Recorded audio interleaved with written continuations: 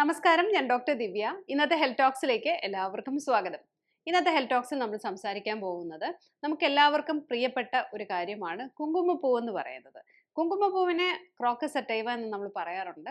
ഇത് ശരിക്കും നമ്മൾ കേൾക്കുന്നത് നമ്മുടെ ഗർഭകാലത്തൊക്കെ കുഞ്ഞിന് നിറം വയ്ക്കാൻ അല്ലെങ്കിൽ കുഞ്ഞിന്റെ സൗന്ദര്യം കൂടാൻ ഒക്കെ കുങ്കുമപ്പൂവ് പാലിൽ കലക്കി കുടിക്കുന്നത് പണ്ട് മുതൽക്കേ ഉള്ള ഒരു പ്രാക്ടീസാണ്.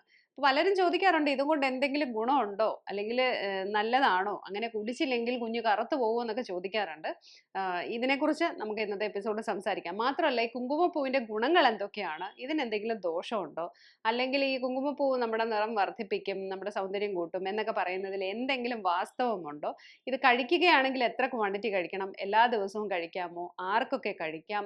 പിന്നെ അത് ഉപയോഗിക്കുമ്പോൾ സ്കിന്നിലെ എക്സ്റ്റേണൽ ആപ്ലിക്കേഷനിൽ നമുക്ക് ഇത് എങ്ങനെയൊക്കെ ഉപയോഗപ്പെടുത്താം?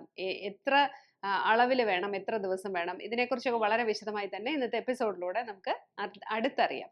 അപ്പൊ ആദ്യം തന്നെ ഞാൻ പറഞ്ഞു തുടങ്ങിയ വിഷയത്തെക്കുറിച്ച്, കുങ്കുമപ്പൂവിനെ കുറിച്ച് വർഷങ്ങൾക്ക് മുൻപ് തന്നെ പറഞ്ഞു കേട്ടിട്ടുള്ള ഒരു കാര്യം, കുങ്കുമപ്പൂവ് പാലിൽ കലക്കിൽ കുടിച്ചു കഴിഞ്ഞാൽ കുട്ടിക്ക് നിറം വർദ്ധിക്കും എന്നുള്ളതാണ്. അപ്പൊ അന്നും ഇന്നും നമ്മൾ എപ്പോഴും പറയുന്ന ഒരു കാര്യം എന്ന് പറഞ്ഞാൽ കുഞ്ഞിന്റെ നിറം എന്ന് പറയുന്നത്, അല്ലെങ്കിൽ കുഞ്ഞിന്റെ സൗന്ദര്യമായാലും ഫേഷ്യൽ ഫീച്ചേഴ്സ് ആയാലും എല്ലാ കാര്യങ്ങളും, മുടിയുടെ നിറം അല്ലെങ്കിൽ മുടിയുടെ സ്ട്രക്ചർ തുടങ്ങി കണ്ണിന്റെ കളർ എല്ലാം ബന്ധപ്പെട്ടിരിക്കുന്നത് ജനറ്റിക് അല്ലെങ്കിൽ ജനിതകമായ കുറച്ച് കാര്യങ്ങളുടെ അടിസ്ഥാനത്തിലാണ്.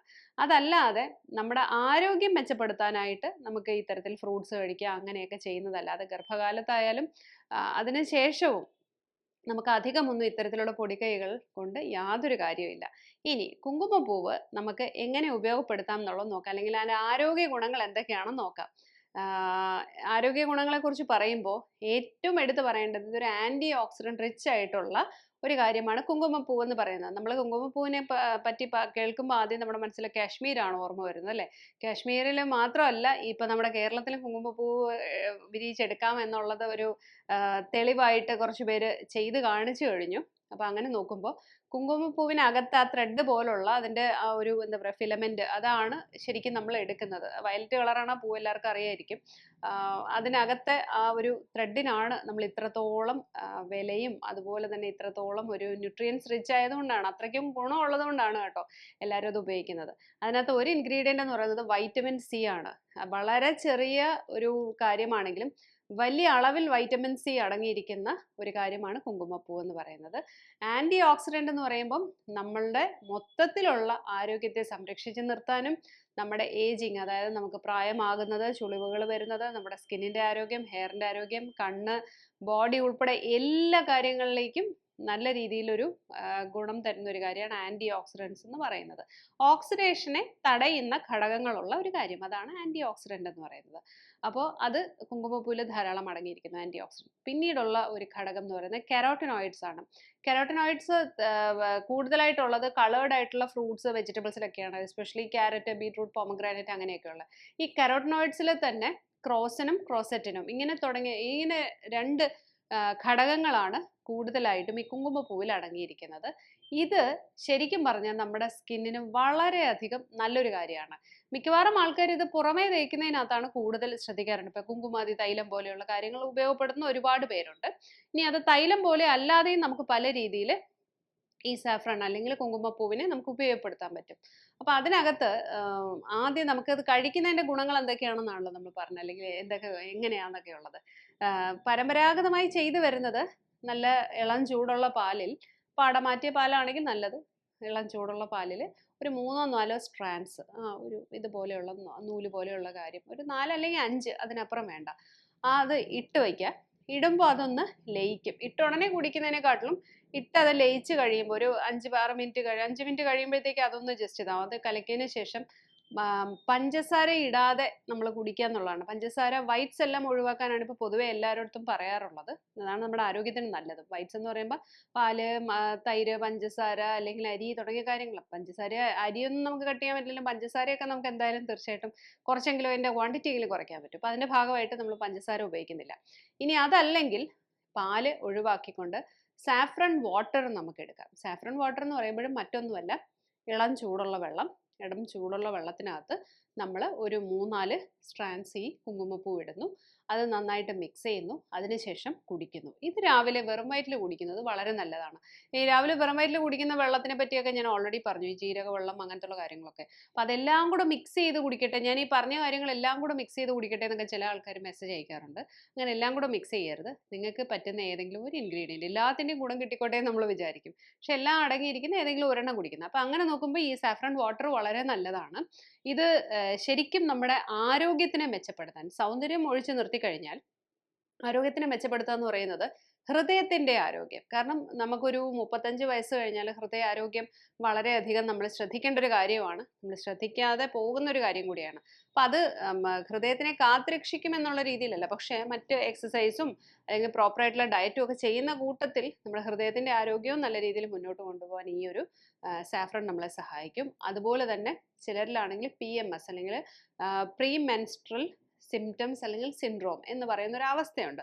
പ്രീ മെൻസ്ട്രൽ എന്ന് പറയുമ്പോൾ പീരിയഡ്സ് ആവുന്നതിന് തൊട്ട് മുമ്പ് തലവേദന, ഓക്കാനം, ഛർദി, അതുപോലെ തന്നെ വയറുവേദന, ക്രാംസ്, ഇങ്ങനെ തുടങ്ങിയ കുറേ പ്രശ്നങ്ങളുണ്ടാവും.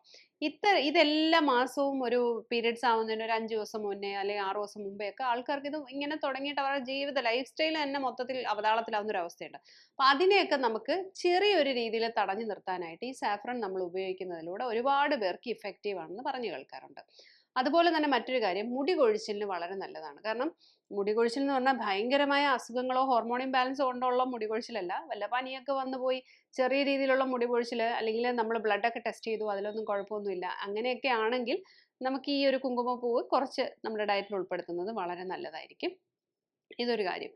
അതുപോലെ തന്നെ മറ്റൊരു കാര്യം എന്ന് പറഞ്ഞാൽ നമ്മുടെ എനർജി ലെവലിനെ കുറച്ചൊന്ന് ബൂസ്റ്റപ്പ് ചെയ്യാൻ.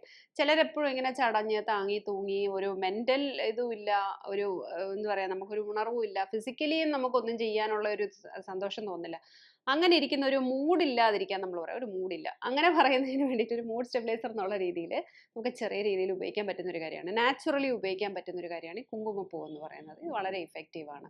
ഇനി സ്കിന്നിലേക്ക് വരുമ്പോൾ ഇതിന്റെ ഗുണങ്ങൾ പറയേ വേണ്ട. കാരണം ചർമ്മത്തിന്റെ തിളക്കം, ചർമ്മത്തിന്റെ ഭംഗി, രക്തോട്ടം കൂട്ടുക എന്നുള്ളതാണ് കേട്ടോ. അത് വളരെ നന്നായിട്ട് ചെയ്യുന്നൊരു കാര്യമാണ് കുങ്കുമപ്പൂ. അത് അകത്ത് കഴിക്കുന്നതിനെ കുറിച്ച്. ഇനി പുറമേ പുരട്ടുമ്പോൾ നമുക്ക് എന്തൊക്കെയാണ് നമുക്ക് ചെയ്യാൻ പറ്റുന്നത്? പുറമേ പുരട്ടുക എന്ന് പറയുമ്പോൾ ഇപ്പം ഡ്രൈ സ്കിന്നിന് വേണ്ടിയിട്ടാണെങ്കിൽ ഞാൻ പ്രിഫർ ചെയ്യുന്ന ഒരു കാര്യം എന്ന് പറഞ്ഞാൽ ഒന്ന് പാൽപ്പാടയാണ്. നല്ല ശുദ്ധമായ പാൽപ്പാട എടുക്കുക. അതിലേക്കൊരു 3 സ്ട്രാൻഡ്സോ 4 സ്ട്രാൻഡ്സോ വല്ലതും, സ്ട്രാൻഡ് എന്ന് പറയുന്നത് ഈ നൂല് പോലെ ഇരിക്കുന്നതാണ്, ഒരു നൂല് പോലെ ഇരിക്കുന്നതാണ് ഒരു സ്ട്രാൻഡ് എന്ന് പറയുന്നത്. അത് ഒരു 3-4 എണ്ണം ഇടുക. എന്നിട്ട് ഈ പാൽപ്പാടയിലേക്ക് നന്നായിട്ട് ഇട്ട് വയ്ക്കുക. ഒരു 5 മിനിറ്റ് കഴിയുമ്പോഴത്തേക്ക് അതിനൊരു ലൈറ്റ് മഞ്ഞ നിറവും ഇതിലുള്ള ഇതെല്ലാം അതിനകത്തേക്ക് ഇറങ്ങി അതിൻ്റെ സത്തൊക്കെ ഇറങ്ങി കഴിയുമ്പോൾ അത് തന്നെ നന്നായിട്ട് നമ്മുടെ കൈ കൊണ്ടൊന്ന് ജസ്റ്റ് മിക്സ് ചെയ്താൽ മതി. അത് നന്നായിട്ട് മിക്സ് ചെയ്യുക. പാൽപ്പാട ചെറിയ ചൂടുള്ളതാണെങ്കിൽ നല്ലത്. മിക്സ് ചെയ്തതിന് ശേഷം മുഖത്തിലും അതുപോലെ തന്നെ കഴുത്തിലും നല്ലൊരു പാക്കായിട്ട് നമുക്കിടാം. പാക്ക് എന്നതിലുപരി നമുക്കൊരു മസാജിങ് ക്രീം പോലെ, ഡ്രൈ സ്കിൻ്റെ കാര്യമാണ് പറയുന്നത്, മസാജിങ് ക്രീം പോലെ ഉപയോഗിക്കാം. അത് സർക്കുലർ മോഷനിൽ കണ്ണിനടിയിലും അതുപോലെ തന്നെ ഈ ചുണ്ടിൽ, എസ്പെഷ്യലി നല്ല കറുത്ത ചുണ്ടുകളുണ്ടെങ്കിൽ ചുണ്ടിൽ ഡ്രൈനെസ് ഒക്കെ ഉണ്ടെങ്കിൽ അത് മാറും, കുറച്ചുകൂടെ നല്ലതാവും. അതുപോലെ തന്നെ കഴുത്തിലുമൊക്കെ നമ്മളൊന്ന് ഇട്ടിട്ട് ഒരു 1 to 2 മിനിറ്റ്സ് ഒന്ന് മസാജ് ചെയ്യുക. മസാജ് ചെയ്തിട്ട് വീണ്ടും ഒരു 5 മിനിറ്റും കൂടെ നമ്മൾ മുഖത്ത് അത് വെച്ചിരിക്കുക.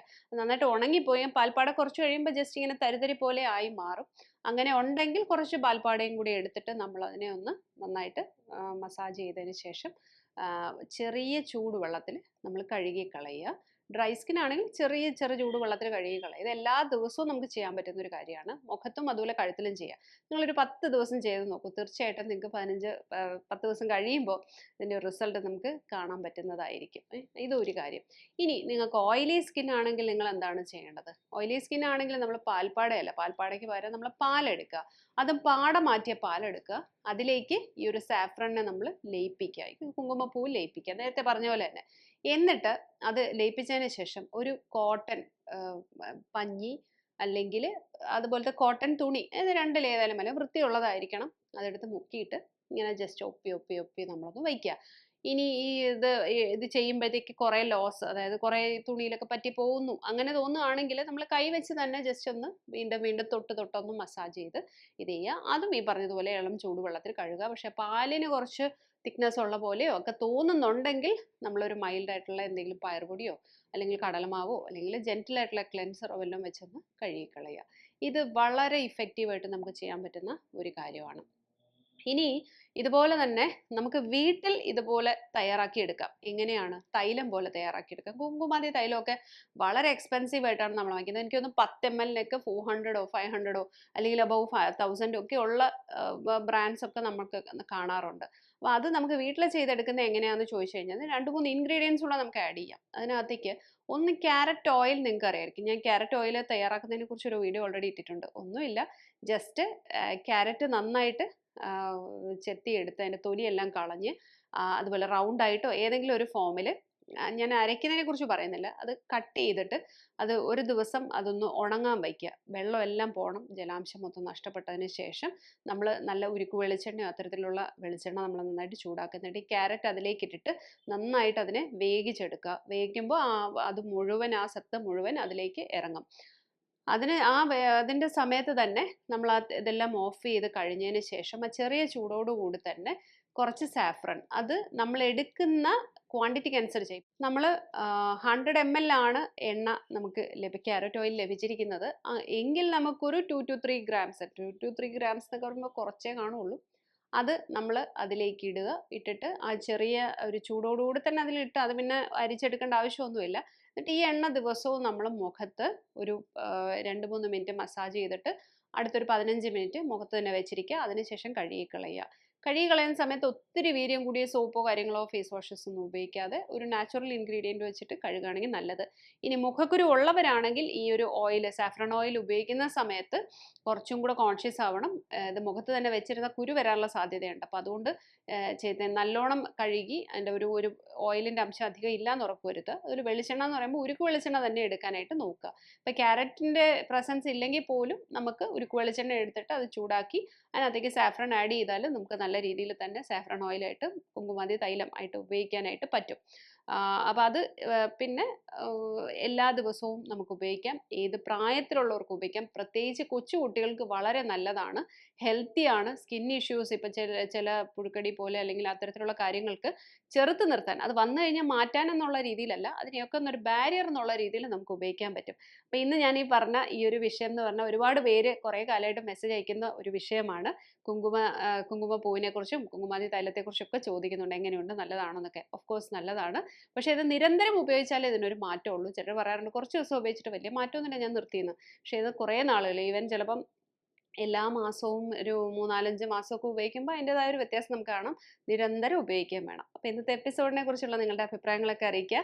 Thank you so much and keep watching.